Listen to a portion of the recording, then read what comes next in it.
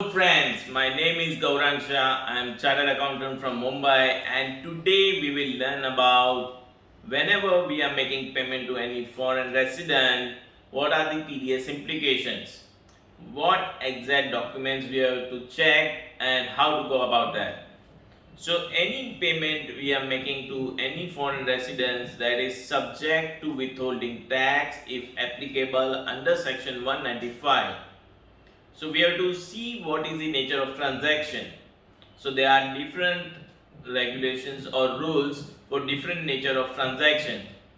So today we will not learn about what are the tax implication on interest, salary, or payment falling under the section 194B, E, LB, LBA. But today we will learn what should be your uh, thinking pattern whenever you come across non-resident apart from this payment. So normally you have to see that whether this payment is falling under whether fees for technical service or royalty or not.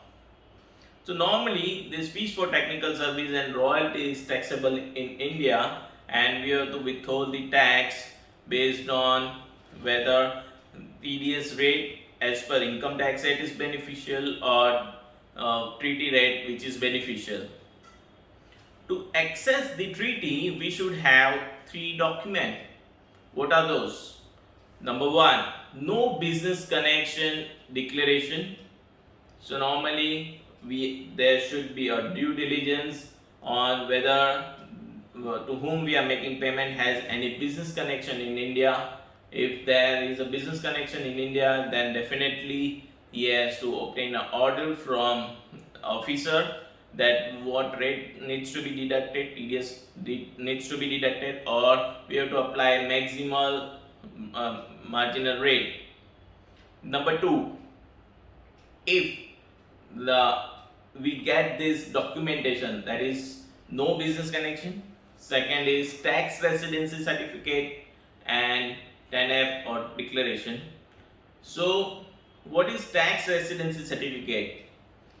So whether the to whom we are making payment, he is a beneficial owner or not, and whether he is eligible to access the treaty benefit, TRC is the must document.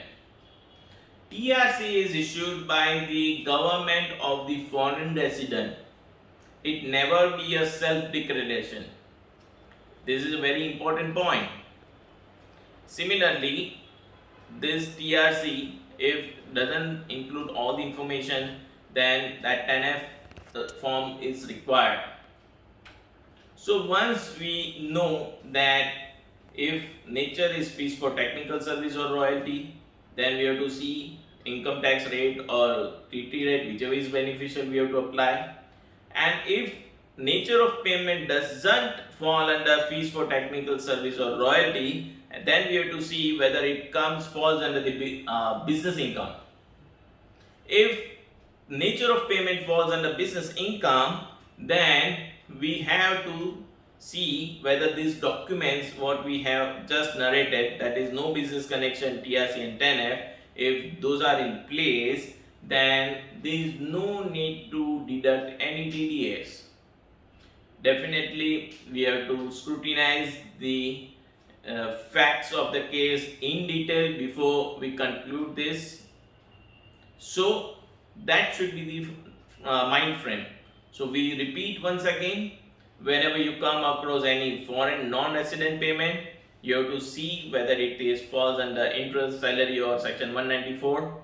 If doesn't fall under those sections, then whether it is fees for technical service or royalty, and then if it doesn't fall under that, and then you have to conclude that that is a business income, and if there is no business connection in India and you have got the required documents, there is no deduction of TDS.